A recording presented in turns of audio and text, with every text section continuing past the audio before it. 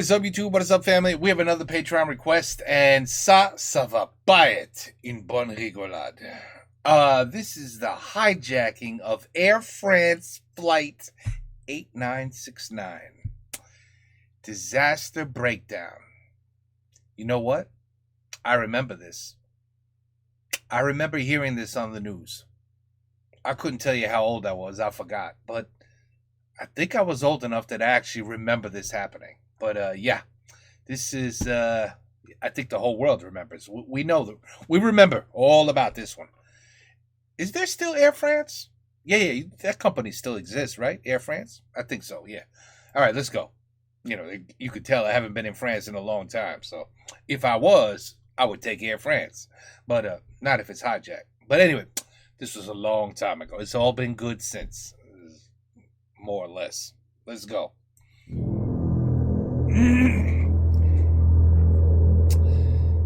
Actual footage.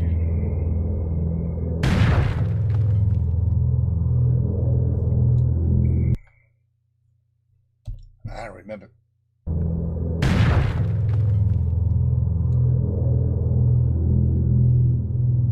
Wow. Over the Christmas period of 1994, a very distinctive hijacking of a passenger plane took place at the airport at the Algerian capital of Algiers. 232 people were taken hostage on board this Air France plane bound for Paris. The motives of the hijackers were shocking, and they were prepared to die and take the lives of everyone on board for their cause. A stalemate lasting days ensued as a feud in international politics between two nations held the plane on the ground in Algiers. The hijackers wanted to take the plane to Paris. The plane wouldn't make it that far, only ever making it as far as Marseille, where French special forces intervened. In this video, we'll follow the timeline of events during this attack, looking at the events of each of the 3 days and the fallout from such an event. I remember all of this.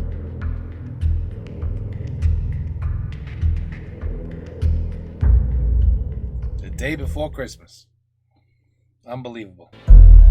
On Christmas Eve of 1994, an Air France Airbus A300 passenger plane was making a trip between Paris and Algiers, the capital of Algeria.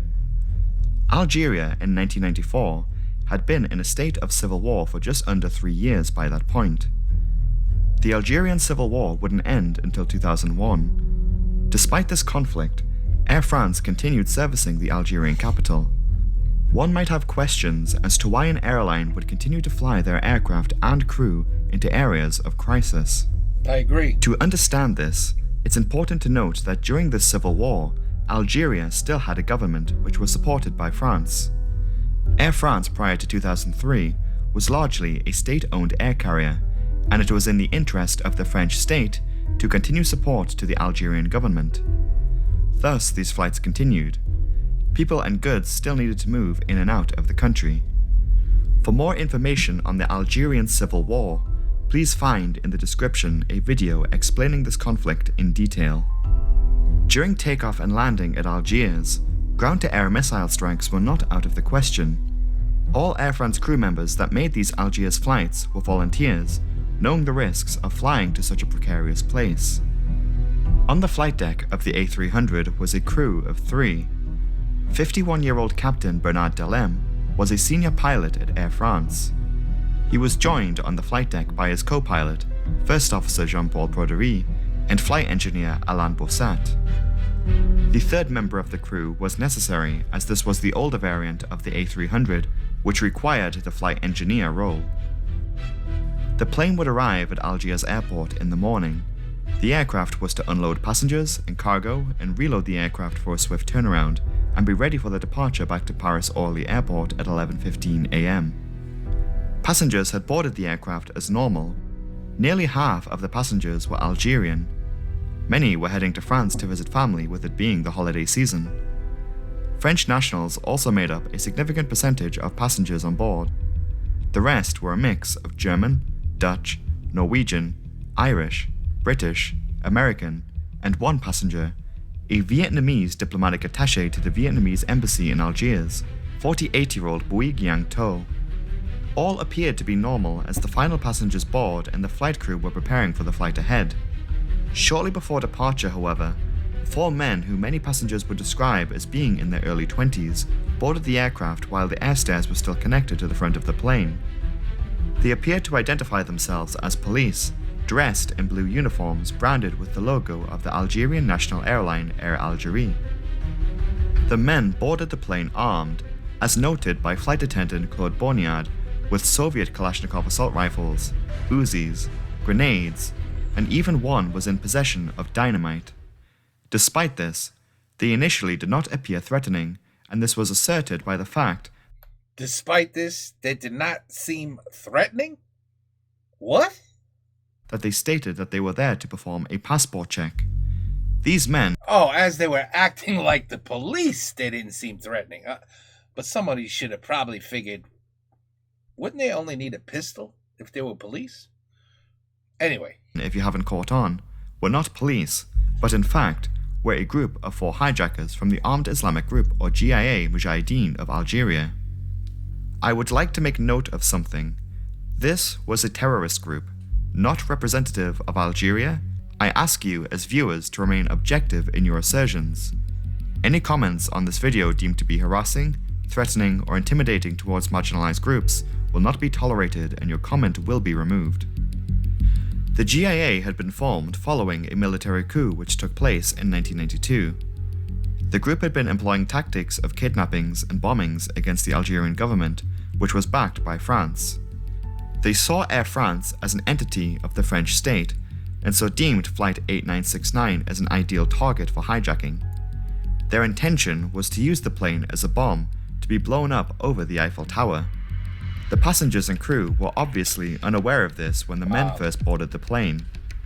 The leader of the group entered the flight deck. One hijacker guarded the door to the cockpit. I just thought of something. You know what? That's messed up.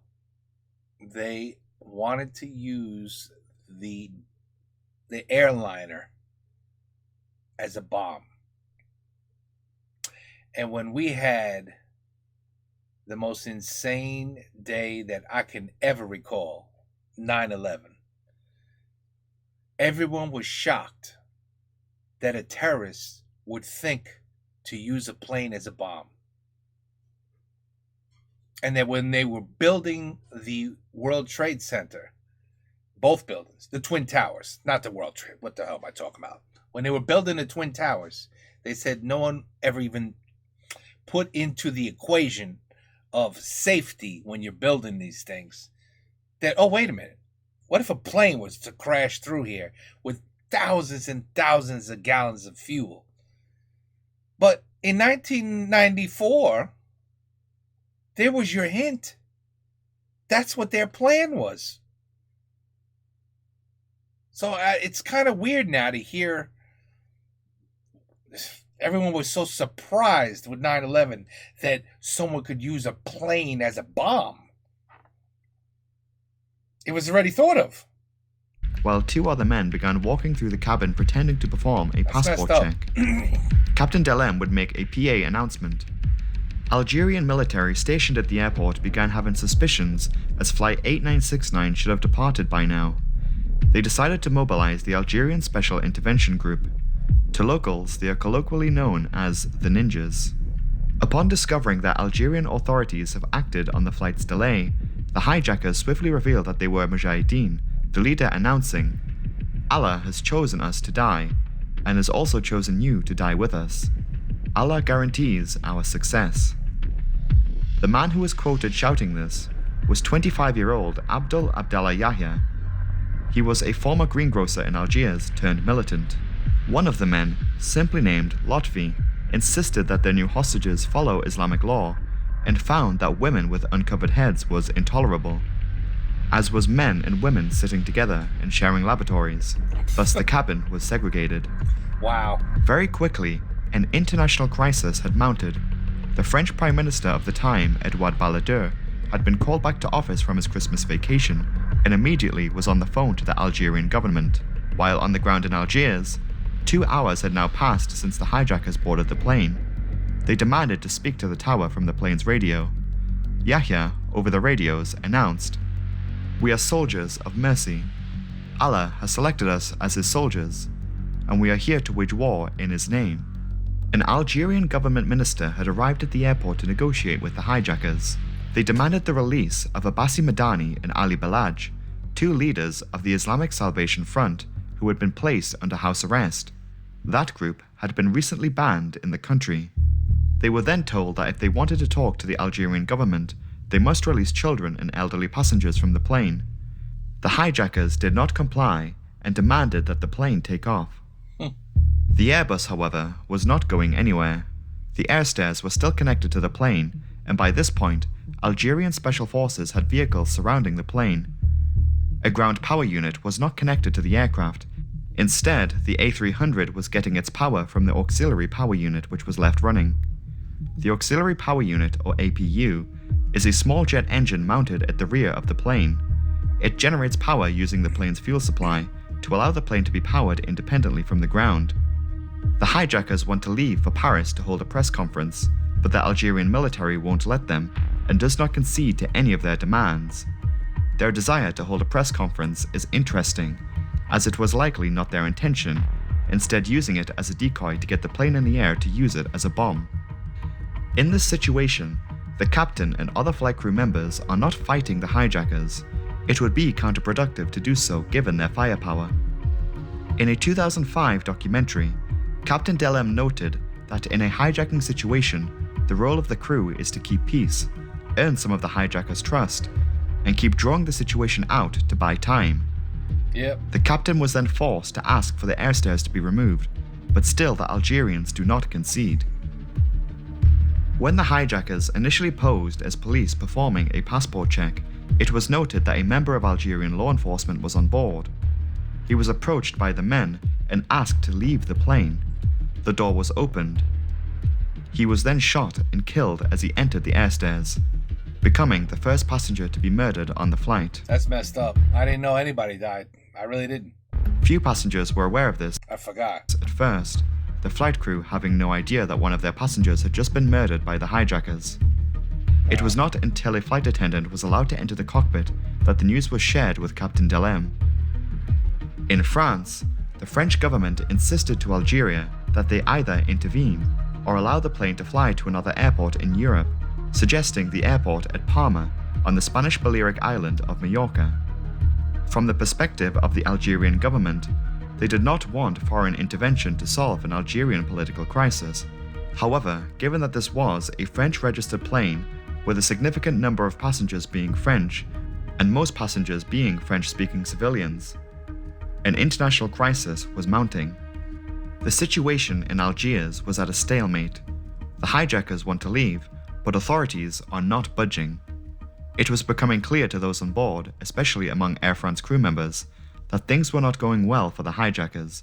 They decided that another passenger would now be killed. I knew it. Vietnamese diplomatic attaché Buick Yang To was approached by the hijackers, Oh no. likely, as noted by passengers and cabin crew, singled out for being the only person on board the flight to be of Asian origin. He was collected, taken to the airstairs, and was shot and killed, becoming the second passenger to be murdered. Wow. Night was approaching, as several hours had now passed since the crisis began.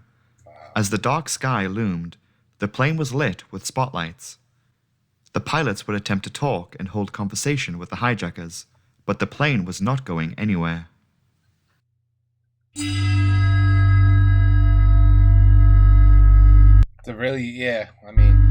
This was a real sad situation. It was now Christmas Day.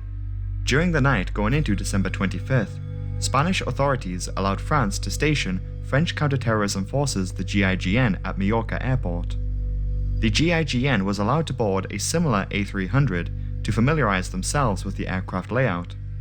They were accompanied by a flight crew to supply technical information. Preparations were being made for storming the aircraft. Captain Delem was able to make his way around the cabin in the early hours of the morning. He would note that the atmosphere was a tense calm. Later in the morning, it was decided that some passengers would be released. Women with younger children were freed, totaling 63 passengers. They had also agreed to allow all remaining Algerian passengers to leave the plane, but interestingly, the Algerian passengers largely refused. As the day progressed, the Algerian government tried a different tactic. What? Why? The lead hijacker, Abdullah Yahya, had been identified. His own mother had been brought to the airport to try and reconcile with her son. Oh, wow. The plan backfired. Yahya was furious and was sent into what was described to be an uncontrollable rage according to passengers and flight attendants. Yahya now orders that a French citizen be killed. There were 2 members of staff from the French embassy on board. A young chef named Yannick Bunet was brought to the flight deck to talk with Algerian authorities. He pleaded over the radio before he was taken to the aircraft door where he was shot. A 3rd passenger had now been killed. Wow. The hijackers threatened that they would start killing 1 passenger for every 30 minutes the plane was still left standing on the ground. Now that a French national had been murdered, the French government then sternly threatened Algeria. France would hold Algeria accountable for whatever happens during the crisis if the plane was not allowed to leave Algiers. One source and some have speculated that the French threatened to withdraw international support for the Algerian government. The escalation of the crisis becoming more of an international incident and the threats made by the French government makes Algeria concede, and the plane is allowed to leave Algiers in the evening of December 25th. Now, see, wow, this is like a refreshing, a refresher course, because I had no clue. I'm sorry, but that's crazy. You can't let the plane leave, but they did. That's crazy. I never knew it left. I thought it never, ever went in the air.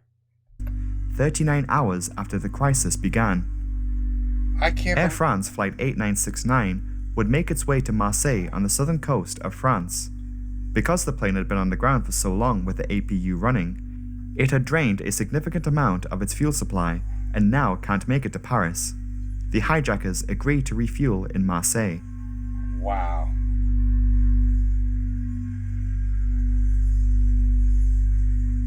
Lucky that they just allowed it.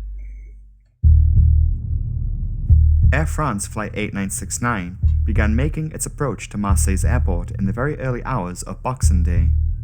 Unbeknownst to the hijackers, the French government had already mobilized the GIGN Special Forces to the airport, headed by French Commander Denis Favier. Word had gotten back to the French government about the hijackers' intentions. Passengers who were released in Algiers had obviously talked and mentioned the explosives the hijackers were carrying. Upon landing, the A300 was deliberately taxied to a remote stand in the corner of the apron away from the terminal. With the crisis now going into its 3rd day, Favier had assumed the hijackers would now be tired, and the plan was to prolong any kind of negotiations to wear them down further. The French's suspicions on the hijackers' intentions would become clearer when they requested a full tank of 27 tons of fuel to be loaded onto the plane. The plane would not need anywhere near that amount in reality for the short flight to Paris. Given the intel the French government received, it was decided that no matter the price, the plane would not leave Marseille. The time was now 8 a.m. on Boxing Day. Of course. Abdullah Yahya requests that the plane takes off by 9:30 a.m. He does, however, agree to a press conference in Marseille with the international press. The airport supplies cleaning and catering staff. Water and food was to be delivered to the plane. The staff performing these duties were in fact GIGN operatives disguised as regular Marseille airport ground staff. Listening devices would also be planted. Smart. During negotiations with the hijackers in preparation for this press conference, it was requested that the front of the plane be cleared for passengers. This was a deliberate move by French authorities to clear an area with no civilians for the GIGN to move in when storming the aircraft. A plan of action had now been formulated. With the help of the previously planted listening devices, the GIGN now know just how many hijackers there are and their locations on the plane. They now wanted to wait for night to come to take advantage of the dark. Was snowing? Yahya suspected correctly that they were up to something and ordered Captain Delem to move the aircraft. The Airbus A300 in the afternoon then moved close to the terminal, control tower, and other aircraft. They demand that fuel be loaded by 5 p.m. or they leave anyway. The GIGN had been planning their assault with the knowledge that the plane would be parked on a remote stand away from the terminal. They need to quickly reevaluate their plans and act swiftly. Snipers had been relocated to the top of the airport terminal and control tower. 5 p.m. had now come and gone. Abdullah Yahya entered the cabin to pick out a fourth person to execute. Eyewitnesses report him being hesitant. Instead, shots were fired from the hijackers towards the control tower through the window in the cockpit. Oh, wow. It was now time for the storming of the plane to begin. The plan formed by the GIGN was now as follows. The GIGN would take 3 sets of air stairs and approach the aircraft from behind. 2 teams would approach the 2 aft doors on either side, and 1 other on the front right side door. Whether or not the hijackers knew the doors could be opened from the outside is unknown. The GIGN knows that most passengers are now in the back of the plane. The front team would secure the cockpit, knowing the leader of the group was in there with the flight crew, while the other hijackers were also positioned at the front of the plane. The hijackers noticed the approaching airport vehicles and moved into action. The raid was recorded by French news broadcasters. The 2 teams of GIGN forces at the back of the plane would move through the cabin, secure it, and once no threat of any armed hijackers was noted, the passengers were to be evacuated. The use of the plane's emergency escape slides was also applied. At the front of the plane, I remember I remember this part right here. See, but what I remembered was the plane never had moved, but it's at a freaking different airport. I didn't know that. But yeah, this was all over the news. We saw this. I actually remember this, people, from 1994. Yeah. Following a small struggle to access the fuselage, the front right door was opened and the GIGN entered the front of the cabin, where gunfire quickly ensued. 1 hijacker was quickly neutralized. Muzzle flashes can be seen in this footage through the cockpit window. The hijackers in the cockpit began shooting through the walls and into the cabin, injuring 1 member of the GIGN. Several hundreds of bullets would be fired during the siege. Grenades had also been used. As the right side cockpit window was open, the first officer, Jean-Paul Borderie, seizes the moment to escape through the Holy crap, man. Escape. Try like 2 busted legs. Window and drops from the flight deck to the concrete below. This allowed the GIGN to try and throw grenades through the opened window. How's he? Seriously, that's a long drop, people. Snipers could now get a good view of the hijackers inside the cockpit and shot and killed 2 of them. Captain Delem and First Officer Alain Bossat were still in the cockpit. Just minutes after the raid started, all passengers had been evacuated from the plane. The 1 remaining hijacker was able to stand off with the GIGN for around 20 minutes. Another GIGN member was injured when a round from a Kalashnikov Holy crap! detonated their ammunition. The force had thrown them down the air stairs. He would later recover. The situation would be brought under control as the final hijacker chose not to kill the 2 remaining pilots on the plane. He was eventually killed by the GIGN, and the crisis of Flight 8969 was brought to an end. Yeah, that was, wow. I'll tell you, the whole world was watching. The whole world was watching. In the end, 3 passengers were killed during the hostage crisis. The flight and cabin crew were awarded with honors for their efforts in the face of death. I mean, think about it. 220 what? How many passengers? You know, I don't know if you call that a success, but think about how worse it could have been. It was revealed that the hijackers' plot was to use the plane as a bomb in Paris. The raid of Air France Flight 8969 is used as a case study for how to neutralize a terrorist threat in counter-terrorism training. The terrorist organization involved in the incident would never attempt the same plot again. Nope. The Algerian Civil War ended in 2001, and Air France continues to fly to Algiers to this day. As for the Airbus A300 plane involved, due to the damage it had sustained during the raid, it was written off and scrapped. Couple $100. No big deal.